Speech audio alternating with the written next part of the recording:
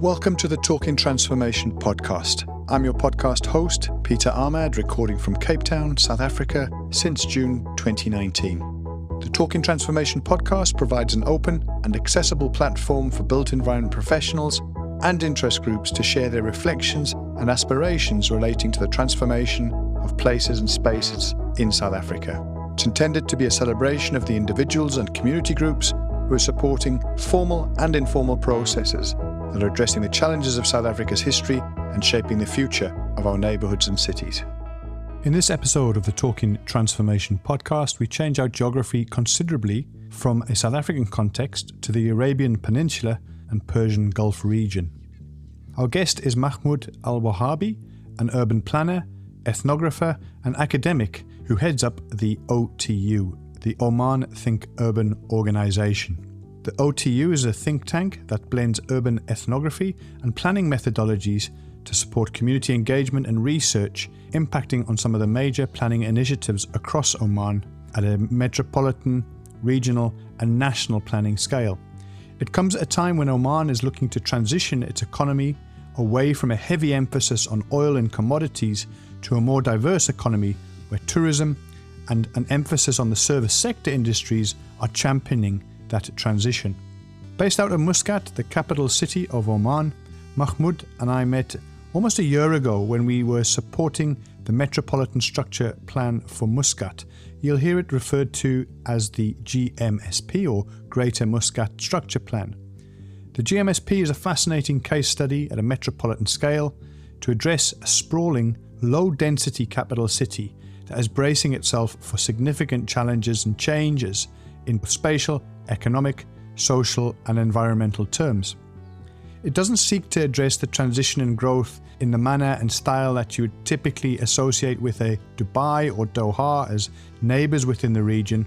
It's arguably a more humble approach that seeks on the one hand to preserve and celebrate the heritage of an ancient city, with the ambitions on the other hand of meeting the demands of a modern and competitive economy.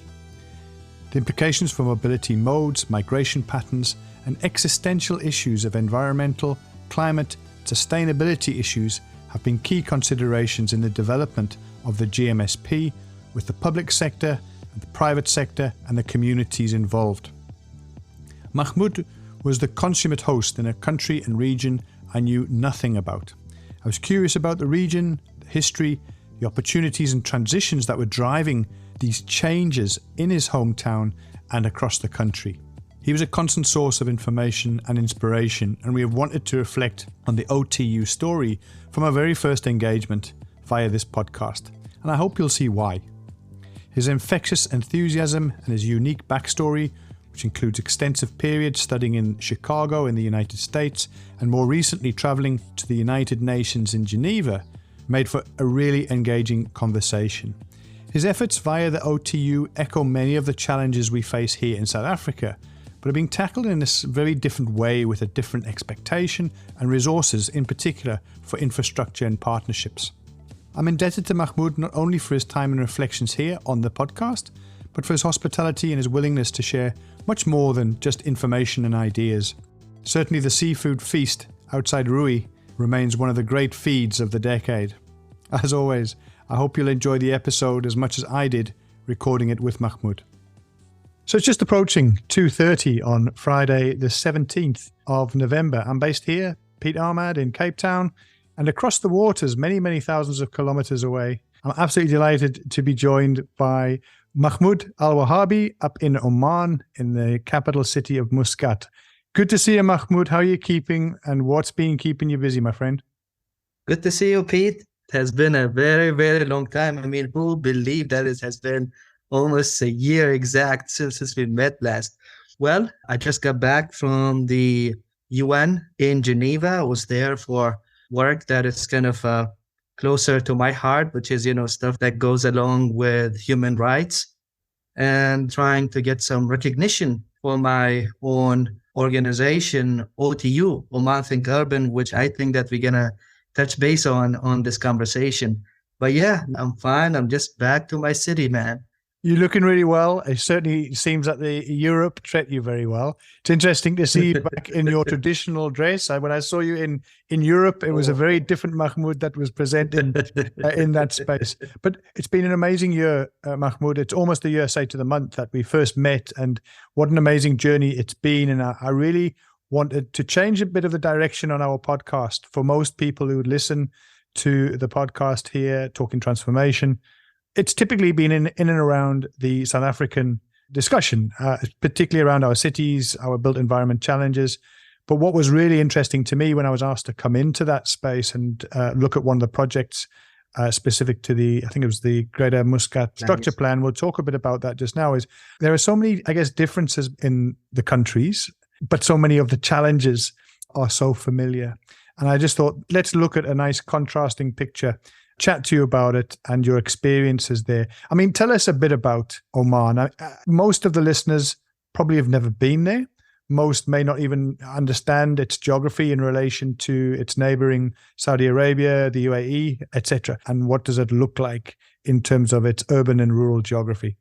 It's funny, because I remember in my very first year, actually in my orientation, when I was going to University of Minnesota, and that's kind of linked to my background, I remember one of the guys in that orientation, I was just, still kind of a little kiddo, was like 17 years old. And the boy was asking me, he's like, Mahmood, where are you from? And I was like, I'm from Oman. And the guy went like, oh, is that like a town in Texas? I was like, nope, that is not a town in Texas. So Oman is geographically in the Middle East, and then it is situated exactly at what's so-called the Gulf Council countries, the GCC. So it is next to Dubai, UAE. So many people don't know even that Dubai is part of a country, which is UAE. And then, next to Saudi Arabia and Yemen. So Oman is kind of at the tip of the Arabian Peninsula. When you talk about Oman and then you talk about its very existence and history, Oman, in fact, is as old as civilization. In fact, it is unmatched by history except for Mesopotamia, Iraq today, Yemen, and Iran, because these are kind of the very original civilizations here in the Middle East. Oman, was ever known as a maritime nation. In fact, it was kind of the heart of the Silk Road in between Asia and Europe. And then it was that distribution hub down to Africa, like a heart-like centralized location. And that is, what kind of gives it its own diverse sense of being in that geographical location. That reflects on the demography of Oman and its people. So we have a moderate people who have this really kind of a cultural understanding of East and West and Africa. And Oman relations, especially when it comes to Africa, as a nation, at some point in time was actually an empire that had stretched down all the way to East Africa. So believe it or not, Zanzibar was actually a second capital to Oman. In fact, up to the 70s, Arabic and Swahili were actually both the two official languages of the country. So that tells you a lot about the culturalism that the people of this country has been exposed to. So everything that we do represent a certain demographic understanding or even a cultural representation. What is it about Oman and urbanization throughout history? As an urban researcher myself, and this is, kind of where I first delved in my own background and then who I am as a person. My full name is Mahmood Al-Wahaibi. So my last name actually represents my tribal affiliation to the Al-Wahaibi tribe, which is originally from Muscat. Historically, one of those tribes who have actually built and made and even named in some historical sources this very city. So me, as an Omani who was raised a big chunk of my life, and I went through the educational and the professional system, actually gaining about 6 academic degrees from the US and South Korea, focusing mainly on urban and regional planning, international development, and what I call human urbanism. And that fits to my interest. I was born into a tribe, into a father who the normal conversation that we had, although that I've lost them at a young age, but then, traditionally, the type of conversation that I would normally hear, when my father and this tribe comes together at the heart of Muscat Ruwi, they talk actually about urbanism. They talk about urban planning, but they don't really know that it is urban planning. And this is, kind of the type of conversation that I was growing up hearing, the type of thing that I always wanted since I was a child. I was just trying to put that tribal and traditional understanding into a science, into something. So that's why I found kind of my refuge in the field of urban planning, and where I kind of excelled in it out of passion and then out of continuing a legacy that my family, my tribe took forward. There's this misunderstanding that tribes are, just this nomad people who kind of move around and stuff, but that is actually not the case. We as humans, at some point of time, we were actually tribes at some point in time. But, with time, the concept of tribalism moved along with it.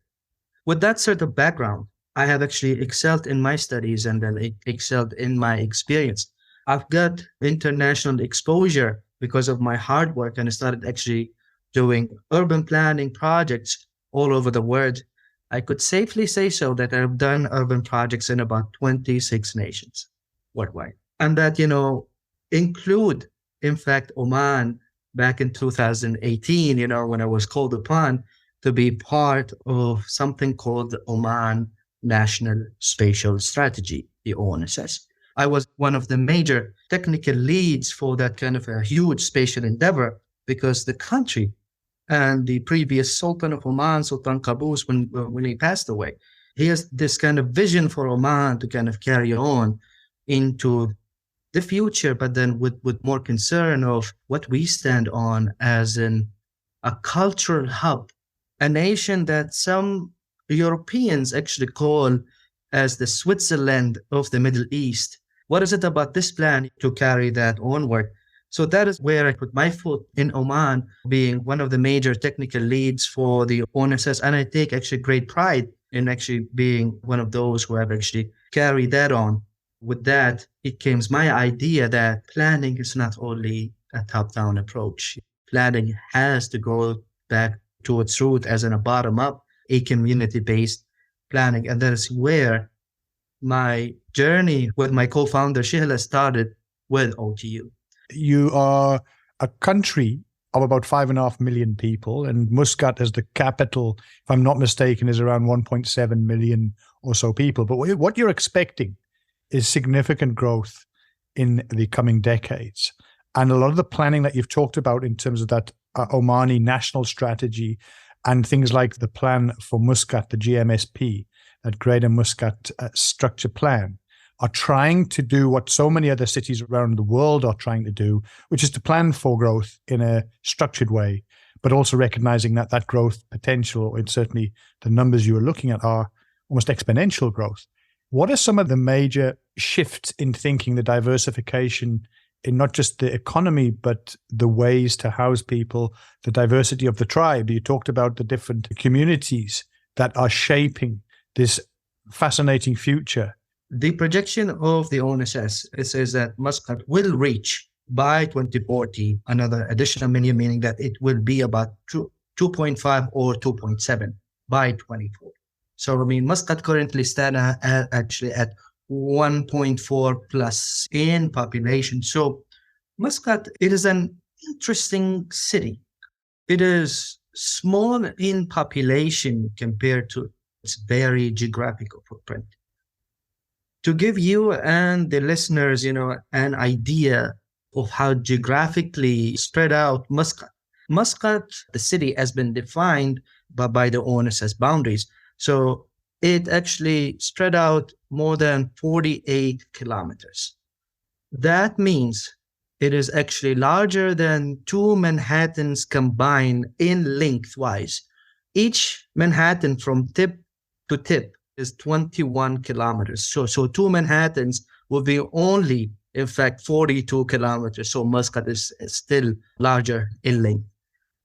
Manhattan, with its original residents, without the workers who would come, to it and get busy with, is actually 1.7 million with its residents only.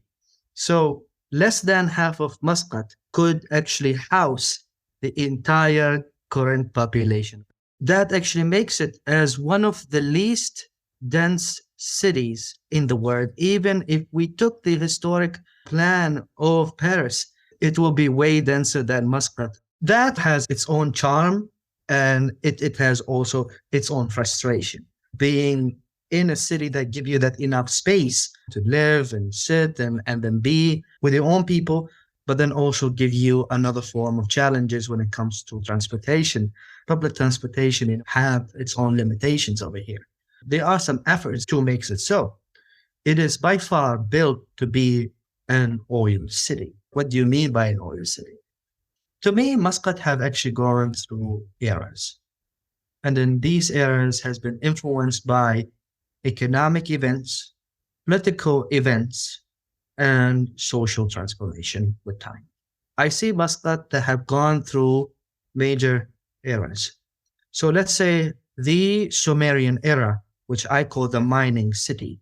So that is about 5,000 down the line from now as we speak. And there's, the time when this city was, designed to be a mining, basically a mineral exporting hub. The name of Oman back then was Majan or Magan. And that is in the Sumerian language, it means the mountain of copper and silver. So Oman still actually have one of the largest deposits in copper and silver in the world.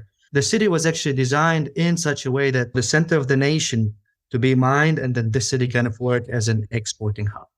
As time moved on and the movement of Arabs from Yemen into Oman, Oman changed name from Magan or Majan into Oman as we know it right now. The era when Muscat turned into what I call the trading hub, when Muscat became that famous port, eventually part of the Silk Road that linked east and west, and Oman kind of become that, hub in there. So Muscat played that role. So the structure of it, the way that this city was built, it was designed for this type of economic activities.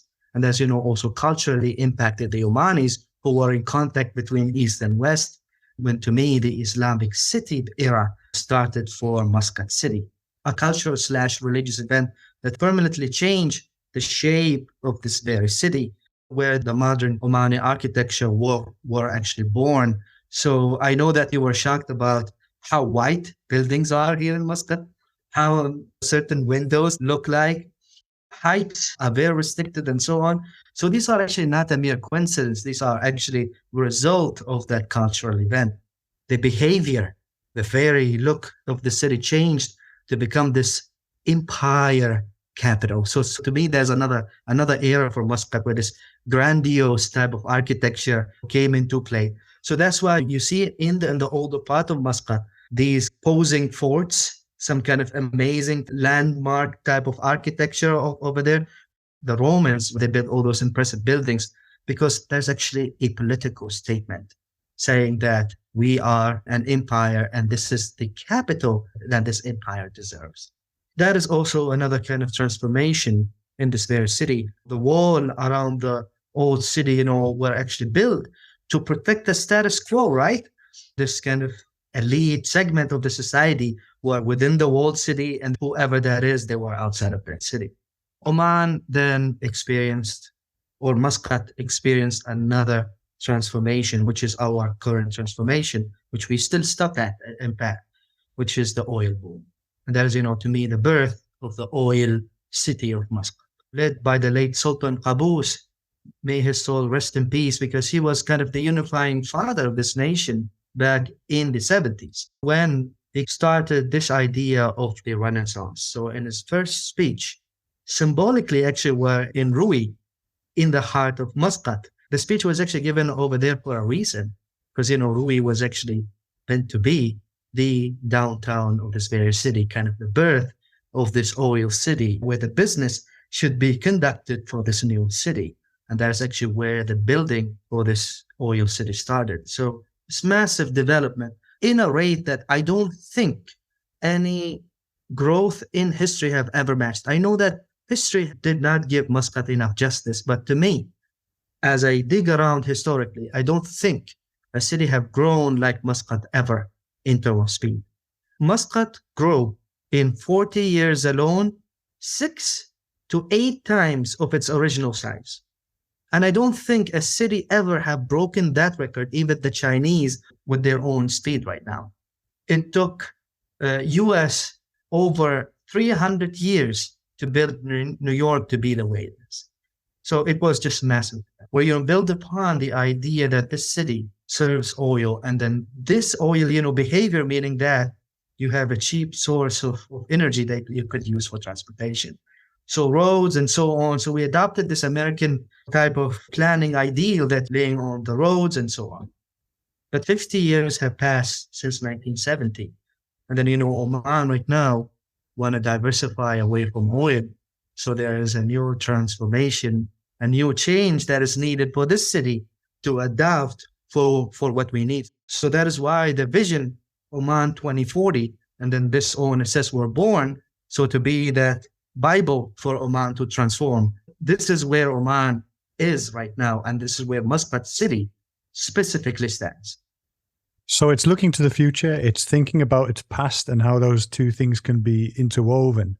Where does something like the Oman Think Urban, the NGO that you're directly involved with and sort of heading up, driving certain of the agendas there, where does that fit in, and why is that important within a very structured hierarchy in relation to government and governance? But the idea that, the community, the business community, and those residential urban communities are fundamental to the city building. Love to hear how OTU comes into that, and also how it can support and shape some of the newer agendas, let's call it, from the migrants who are coming in as workers in that space. How does OTU deal with the established as well as the new? With this point right now where, Oman looking to economic diversification because oil no longer the source of economy, the world have already shifted, meaning that this prime city of Oman have to shift with it. People may ask, the economy changed, so what does the city have to do with it? Well, Muscat carries 60% of Oman economic weight. If this city fails, Oman economically fails. And then this city, carries on the cultural gateway to the world, where we kind of Oman is opening its arm to the entire world. Come here to Oman through Muscat. Muscat has its own challenges, not only the economic challenges with economic diversification. This oil, form of a city grown to be too big to become even managed by, let's say, Muscat municipality or even Muscat governors. It became a huge burden on the government to even keep up with the need of infrastructure because it's just too large with too little population. Muscat City has what's so-called wadis. Wadis, I call them the gift and the curse of Muscat City. So wadi is basically a dried riverbed, because this part of the world during the Ice Age was actually a green area with rivers.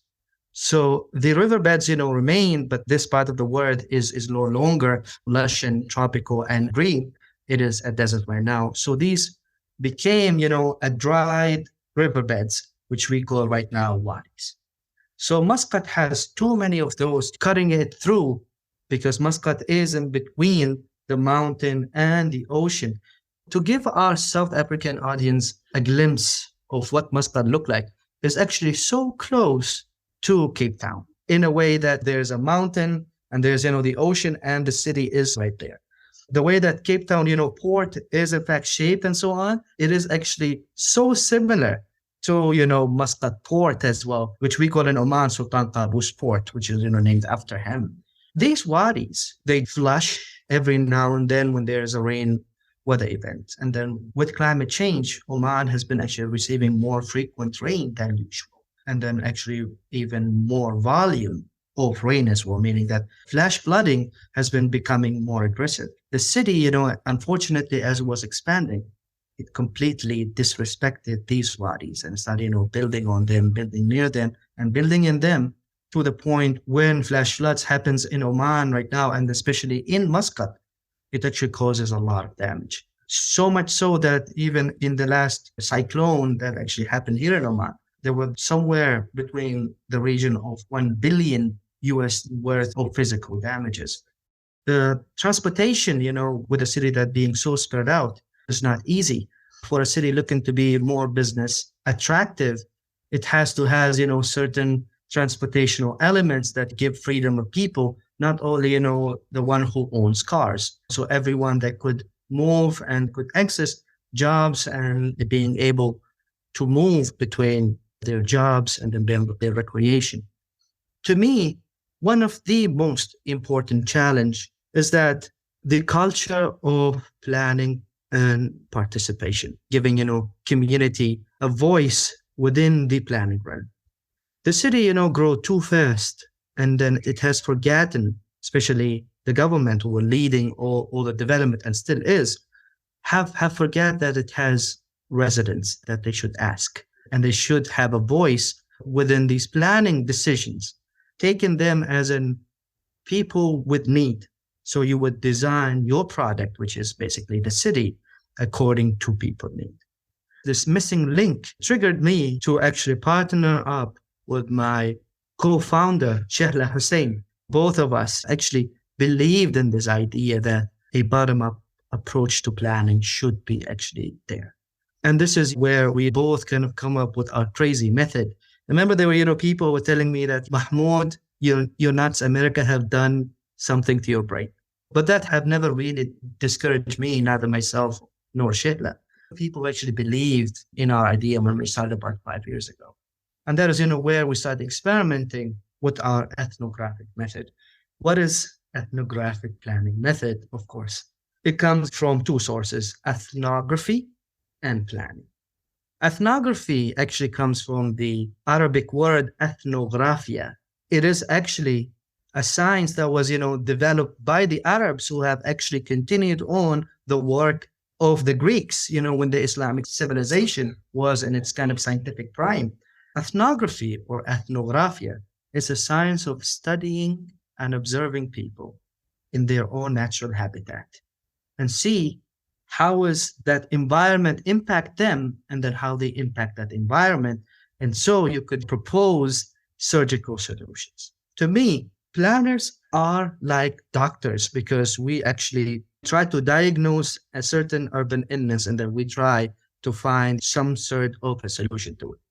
I remember my own professor, Robert Olshansky at the University of Illinois, one of his statements, he said that if there is no urban problems, then planners don't have jobs. And he was damn right. This is where, starting kind of combining ethnography and urban planning, where the question of so many people is like, Mahmood and Shehla, what the heck is that? So we started experimenting with it here within the city.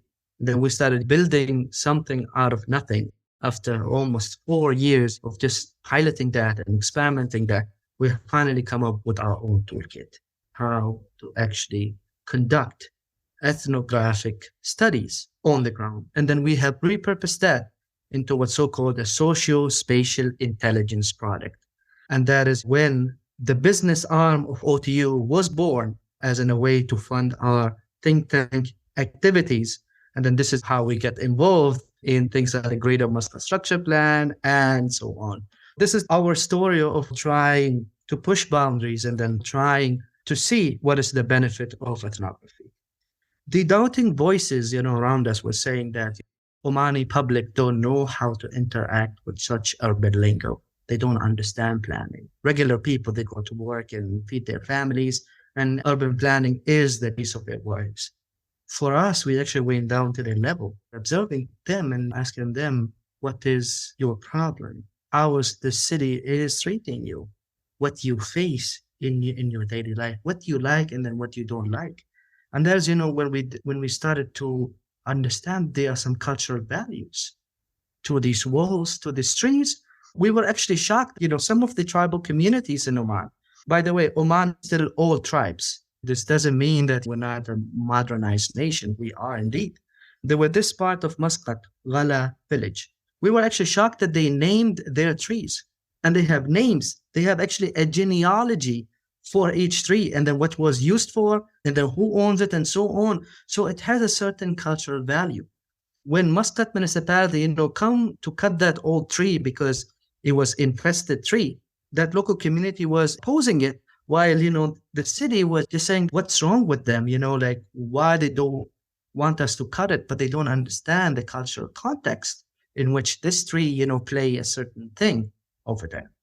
Local understanding give us this sensitivity that we don't plan and design for the sake of pretty design. We actually design for the end users, for the actually user experience. So based on the user experience, that's how we build.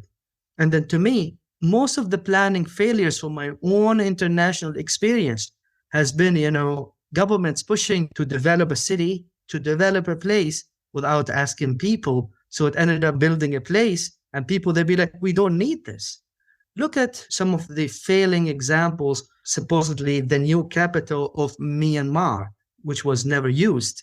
I remember, walking on that huge highway, and I've seen with my own eyes a carriage and a donkey going there in about 4 or 5 lanes highway. That meant nothing to the people over there.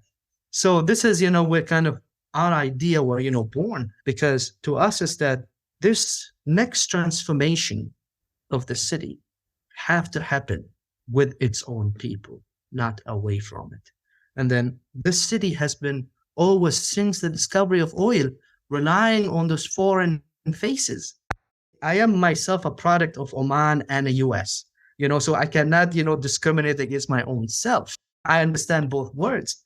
But just the fact that a lot of the modern plans in the city and in Oman in general, happened and led, by foreign understanding, have actually destroyed a lot of the cultural heritage of this very beautiful city. And this recent trip to Europe, that was looking specifically to discuss your approaches, your methodologies around the ethnographic surveys, etc. Is that where you see the future of OTU going, in terms of not just within the existing Omani space, but ultimately broadening its reach and those methods to broader fields? Yes. In fact, I didn't even know that they were fans in the UN of our methods. I was like, do you guys even know Oman? They're like, no, that we're the UN. We know where Oman is. Oman is a member. So I was like, oh, thank God. It was even received by Dr. Graham, a top senior advisor in the UN Habitat, and then the UNCTAD of the United Nations. They were, in fact, impressed of our method. They have tried to help local governments here in the Middle East, and especially within the Gulf countries, the GCC, Oman, Saudi Arabia, UAE, and so on. And they're trying, to convince governments to use a more participatory approach. But it has been always with a Western flavor that people don't necessarily accept on the ground, because it wasn't, built and meant for them. We are in the near future, by the grace of God, will be more often local partners, not only in Oman, but in the GCC area, feeds into our vision as OTU to be the center of excellence for human-centered design in the region. And I think we might be partnering up with the EU in some way or shape sometime soon, inshallah, to deliver projects. And then obviously performance is what's going to judge this partnership. So we really hope we will build a good relation. There is so much we haven't even got into. We haven't even got into the detail of the mobility issues or the residential patterns, what can be done. And no doubt you and I will have to come back and pick up some of these conversations. But let's say somebody's really interested to hear more about OTU and the work you've done, not only at that sort of grand, or let's say the national scale. We talked a bit about the metropolitan scale, but you've also gone down into certain precinct plans, certain urban design elements. And again, if people are looking for a different flavor, to look at what you've done there in Oman, where can people find out more about OTU? So on the virtual space, go and check out our website, Oman Think Urban. It's there. You could actually open it up and then you would find a little bit about our message as in a think tank with a business arm to kind of fund ourselves. We also have our LinkedIn. We have our Instagram, just kind of showcase on what we do on the ground. We have actually done, some ethnographic architectural work for a businessman. And then, we try to demonstrate for this guy that our ethnographic method actually could guarantee you a business-oriented design that serves people, and therefore you could actually have a sustainable business. You could actually find it in a place in Ghala, which is right at the newer heart of Muscat. Also, we are currently, working along a large consortium for the Greater Muscat Structure Plan. So it is a grand work, but then our focus as an OTU in this large consortium is actually to focus on the action area plan. So there are small, areas of Muscat where, we believe that implementation of this plan starts from there. So that's, where we have been doing our community engagement on the ground on behalf of this international kind of conglomeration of companies. And it gives me actually a sense of pride that we are such a tiny organization, but a huge agglomeration of companies depend on our input. We have been involved in these community level work to even try to make wadis into more of an open spaces for the city. So instead of letting urbanization to encroach on them, also that old village where we started testing our methods. And then, we were trying to actually gather and then source funding from companies and from people to turn that place into a wadi park. We have been actually in talk with Muscat municipality. They're kind of a local arm for community level projects and directing them towards that. So it is still at a discussion phase right now. We're really hoping that we may finalize this as soon as possible. We have been even receiving some calls even from Saudi Arabia and Dubai, because Dubai is already feeling the heat of developing so aggressively and losing itself in between. And then, right now, there's this community backlash on, where do we stand culturally? Academically, there are multiple universities in Oman, in the Gulf, and even internationally who have signed with us MOUs. And then they are also discussing with us, certain cooperation to kind of scientifically use our methods and they're trying, to work together on how we could actually measure that. So, for example, Hamburg City Lab, one of those who are partner with us long back, Ajman University in the UAE signed an MOU with us. Here in Oman, you have Muscat University and the Global College, which is actually affiliated to West England University at Bristol, have been working along with us. I am a man who was actually right now talking to you and kind of recapping all of these, and I cannot help it feeling so proud. You've done great work, Mahmood. Keep doing what you're doing, and please keep us in the loop as to what's going on, what's the next adventure, and most importantly, more strength to you and the team. Stay safe. And I say regards to the team there, particularly those engaged with and developing and expanding on the Greater Muscat Structure Plan, the GMSP. All the best, sir. Thank you so much. It was such a pleasure. We hope you enjoyed this content of the Talking Transformation podcast. Please feel free to give us feedback via our Twitter platform, that's @TalkingTransfo and the number 1, or alternatively via our email address, talkingtransformation101@gmail.com. Thanks and recognition also to Tribal Need for allowing us to use their track, Flags, as our introductory and closeout music on this podcast.